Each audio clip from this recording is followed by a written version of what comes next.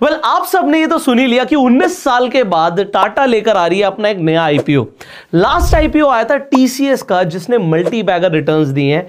अगस्त 2004 के बाद आप देख रहे हैं सीधा 2023 के अंदर आपको एक आईपीओ मिल रहा है, वो भी टाटा कंपनी की तरफ से। अब आपने इसके बारे में बहुत कुछ सुन लिया ऑलरेडी। आपको ये भी पता है भैया ग्रे मार्केट प्रीमियम लगभग 400 रुपए के आसपास चल रहा है, और आपको ये भी पता है कि 500 रुपए के आसपास इश्यू प्राइस है। मतलब आपको दिख रहा है कि संभावना है यहां पर लगभग 80% के लिस्टिंग गेन की। ऑलमोस्ट लोग ऐसा बोल रहे हैं इंटरनेट पर कि पैसा डबल हो सकता है। हम अच्छी बातें करें उससे पहले ना मैं आपको एक बहुत बड़ा डिस्क्लेमर देना चाहता हूं।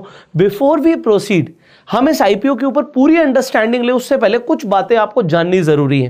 देखिए, आपके पास आज जिस दिन ये वीडियो लाइव हो रही है, आज का दिन और कल का दिन बचा हुआ है इस आईपीओ में अप्लाई करने के लिए।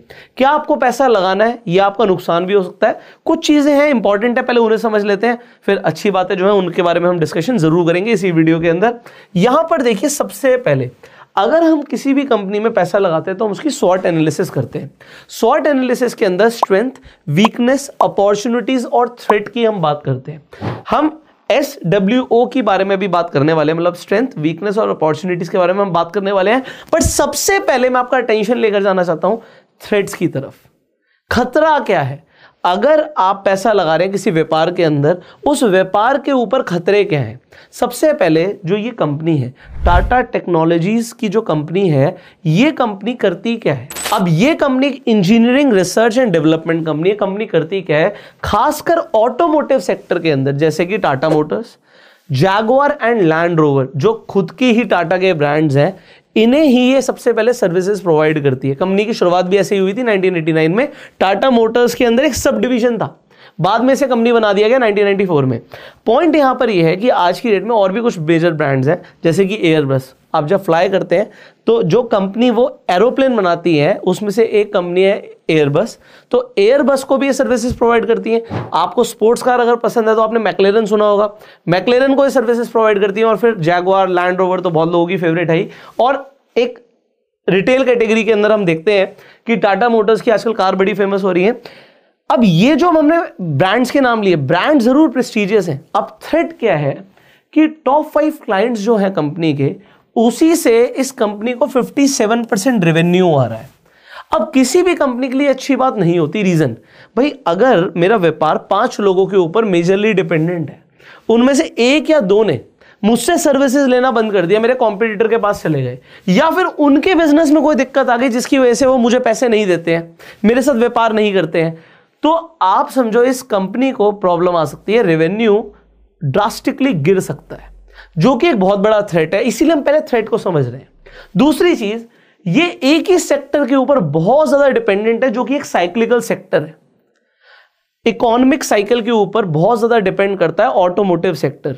तो चाहे आप पैसेंजर व्हीकल्स की बात करें, चाहे कमर्शियल व्हीकल्स की बात करें, हमारी इकोनॉमी के ऊपर डिपेंड करता है। इकोनॉमी अच्छी चल रही है तो ऑटोमोटिव सेक्टर अच्छा चलता है। लोगों के पास पैसे कम होते हैं, वो गाड़ियां कम खरीदते हैं। तो यहां पर 69% रेवेन्यू जो आ रहा है इस कंपनी के पास, वो ऑटोमोटिव सेक्टर से आ रहा है। मतलब लगभग 70% का बिजनेस एक ही सेक्टर से आ रहा है। अब ये दो चीजें अगर आपको लगता है ठीक है, मेरे हिसाब से आपको अपनी एनालिसिस करनी है पैसा लगाने से पहले, तो अब हम आगे की बात करेंगे जो पॉइंट्स आपको समझने जरूरी हैं। देखिए, अब हम पहले कंपनी को, हम जब पैसे लगाने वाले हैं तो हमें 3 चीजें जरूर देखनी चाहिए। हर आईपीओ की वीडियो के अंदर ये 3 चीजें मैं पहले डिस्कस करता हूं।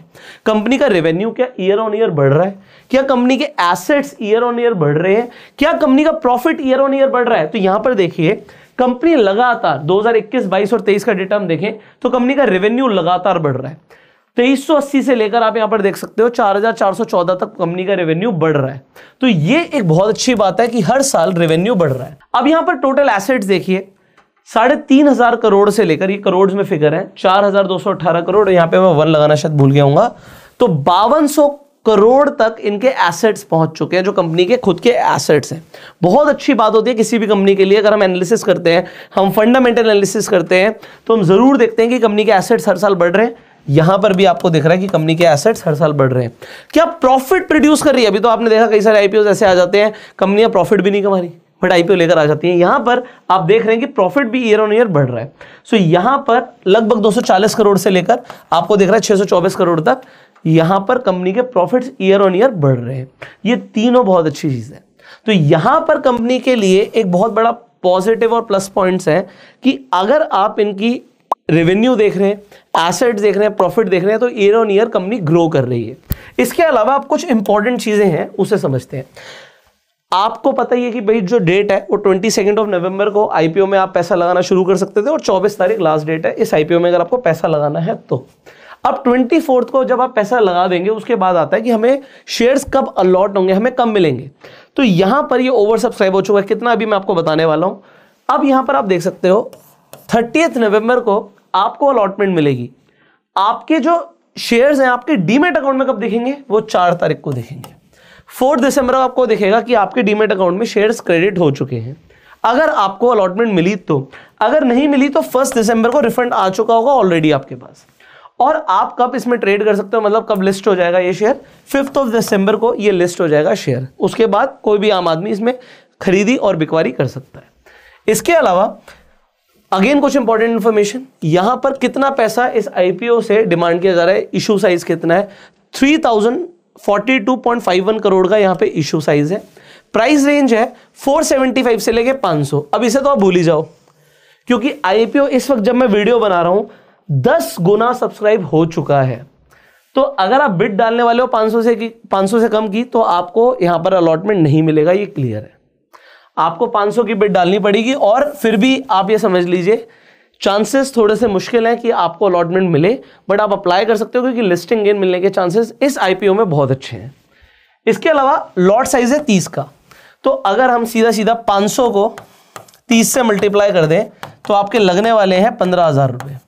ऑल्दो अगर आप मिनिमम इन्वेस्टमेंट देखेंगे तो 475 के हिसाब से इंटू 30 करेंगे तो 14,250 की आपकी मिनिमम इन्वेस्टमेंट होगी, बट इसका कोई फायदा नहीं, आपके 15,000 रुपए लगेंगे।